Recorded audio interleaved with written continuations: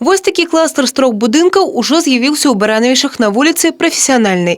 І калі адзін з іх ужо ўведзены ў эксплуатацыю, то 2 іншых хутка прымуць сваіх навасёлаў. Па знешняму выгляду гэтыя дамы нічым не адрозніваюцца ад іншых, але ў іх ёсць свая асаблівасць. Галоўнае – энергакамунікацыі гэтых дамоў – электрычнасць.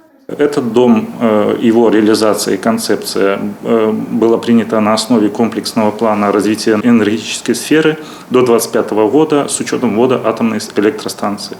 По этой концепции подразумевается в том числе увеличение использования электричества в жилищном фонде. Проектировщиком и забудовщиком 5 электродомов у Баранавішах выступил Брашжилбуд. Первый дом увели в эксплуатацию в 2018 году. Концепция будинков универсальная. Готовка ежи, подогрев воды, оцепление – все с допомогой 2 бойлеров и электроплитки. У квартирах 2 лишильники. Один показывает расход электроэнергии на оцепление и подогрев воды, другие – на осветление и иншие потребы. Здымать показания из лишильников нема необходимости. Данные автоматично сносятся в электронную систему. При этом кошт домов сопоставлены с жилыми домами с центральным оцеплением. То, что касается эксплуатационных затрат, то расчет электроэнергии по электрическим счетчикам ведется по 2 тарифам.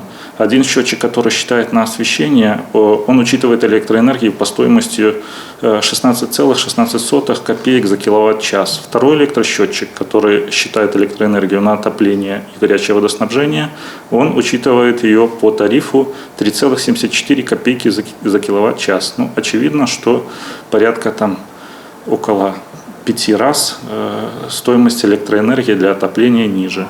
Есть и іншие выгоды от користания такими домами. Очень положительные отзывы. Одним из больших плюсов является то, что в весенне-осенний период нет никаких переходных переходов от тепла к холоду. Круглый год у людей есть теплая или горячая вода и опять же отопление. Если даже в переходный период холодно, можно включать смело котел. Зараз распрацоўваецца проект для будаўніцтва падобнага дома ў Кобрыне, так што тэндэнцыя перспектыўная. Евгения Мароз, Тыгран Акопян, Миколай Руцкий, телерадиокомпания «Брест».